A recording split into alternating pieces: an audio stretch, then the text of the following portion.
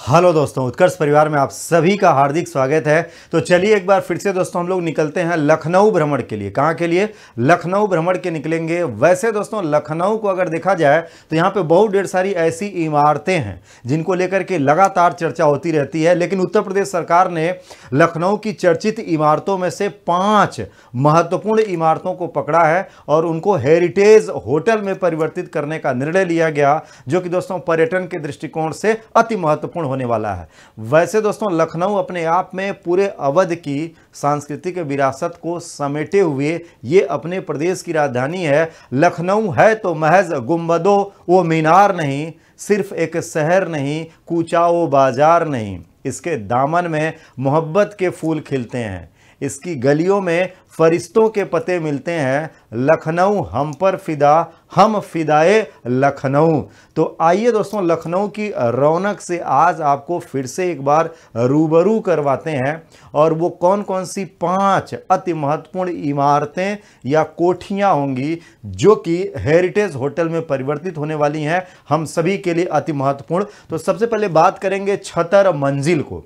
छतर मंजिल दोस्तों ये कोठी लखनऊ में अवध के नवाबों की एक अनमोल धरोहर है, एक अनमोल विरासत के रूप में है। इस मंजिल को अगर देखा जाए तो इसका निर्माण 1798 से 1814 के बीच में हुआ था, और यहाँ पर नवाब सआदत अली खान ने खुद इसका निर्माण करवाया था, यानी इसके निर्माण की प्रक्रिया को आरंभ किया था। कहा जाता है कि उन्होंने इस भवन का निर्माण अपनी माता छतर कुंवर के स्मृतियों में करवाया था। छतर कुंवर के लिए इसका निर्माण उन्होंने करवाया था। आगे चल करके नवाब गाजीउद्दीन हैदर ने 1827 से लेकर के 1837 के बीच में इस हवेली को और सजाया संवारा था, जो कि यहाँ पे अति महत्वपूर्ण बन गई। ये हवेली अगर देखा जाए तो इंडो इटालियन स्थापत्य पर ही आधारित है, यानी इसके स्थापत्य की जो सबसे बड़ी विशेषता है। इस हवेली के बारे में दोस्तों ये भी प्रचलित है कि अवध के जितने भी नवाब हुए, जब उनका राज्याभिषेक होता था तो वो अपना राज्याभिषेक इसी हवेली में करवाते थे, और उसकी स्मृतियों में इसके ऊपर एक छतर स्थापित करते थे। ये देख रहे हैं यहाँ पे एक छतर, इस तरीके से एक छतर यहाँ पर स्थापित करते थे, और ये नए नवाब के आगमन का संकेत करते हुए ये एक शुरुआत यहाँ से हो जाती थी। तो ये छतर मंजिल लखनऊ की काफ़ी चर्चित मंजिल है। हालांकि दोस्तों आगे चल करके ये जो महल था, अवध नवाबों के जितनी बेगम लोग रहा करती थीं, उन बेगम लोगों का ये महत्वपूर्ण निवास स्थल बन गया था। तो ये बेगम लोग यहाँ पे निवास किया करती थीं। इसके स्थापत्य की एक सबसे बड़ी विशेषता ये है कि इस भवन के किनारे से दोस्तों गोमती नदी भी प्रवाहित होती है, और गोमती नदी की जलधाराएं इसे टकरा करके इसको एक शीतलता प्रदान करती हैं। 1857 की क्रांति में ये छतर मंजिल जो इमारत है ये क्रांतिकारियों के काफ़ी काम आई थी। 1857 की क्रांति के नेतृत्व में बेगम हजरत महल, तो ये उनका उन दिनों मुख्य आवास हुआ करता था, और यहीं से वो लखनऊ का नेतृत्व करती थी। तो ये छतर मंजिल है। क्या है? लखनऊ की चर्चित इमारत छतर मंजिल है। इसके अलावा दूसरी जो चर्चित इमारत इसमें चिन्हित करी गई है वह है गुलिस्तान इरम कोठी। गुलिस्तान इरम कोठी है। इसका निर्माण दोस्तों नासिरुद्दीन हैदर ने करवाया था।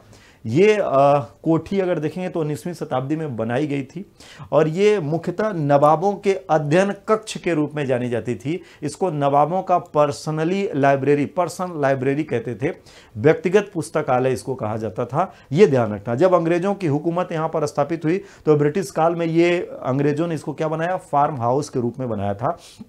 कैसरबाग क्षेत्र में ये भवन आज भी स्थित है।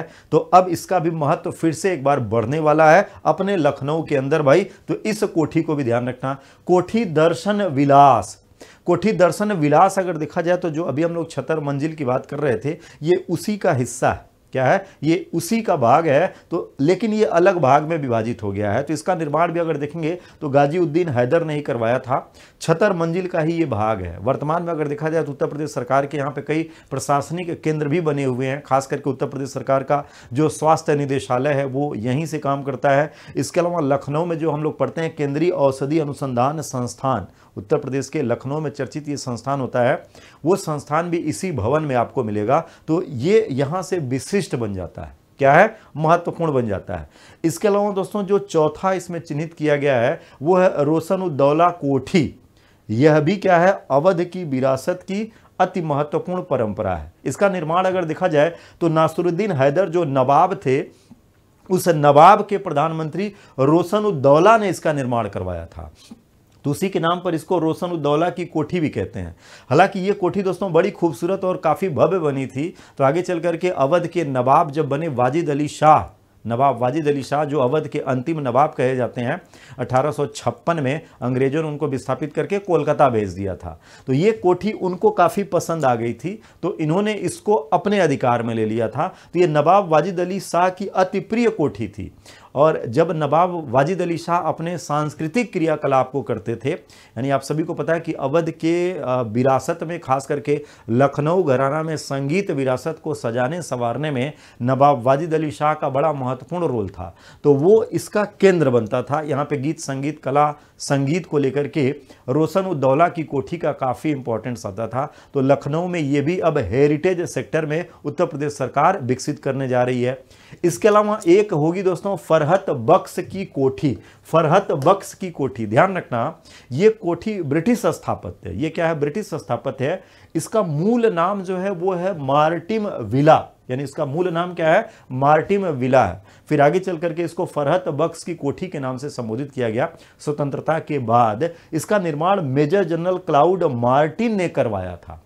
मेजर जनरल क्लाउड मार्टिन ने 1781 में इसका निर्माण करवाया था। और ये इंडो फ्रेंच वास्तुकला पर बनी है। क्या है? ये इंडो फ्रेंच वास्तुकला पर बनी हुई है, जो कि दोस्तों ये भी अवध की सांस्कृतिक स्थापत्य कला की एक अनमोल धरोहर बनती है। इस तरीके से लखनऊ में अगर देखा जाएगा तो प्राचीनतम और ख़ास करके अवध की सांस्कृतिक विरासत की झलक दिखाते हुए बहुत ढेर सारे ऐसे स्थापत्य हैं। तो उनमें से ये 5 अति महत्वपूर्ण स्थापत्य हैं जिस पर उत्तर प्रदेश सरकार की नज़र पड़ी है। और अब इन कोठियों को, इन हवेलियों की रौनक को फिर से लौटाया जाएगा।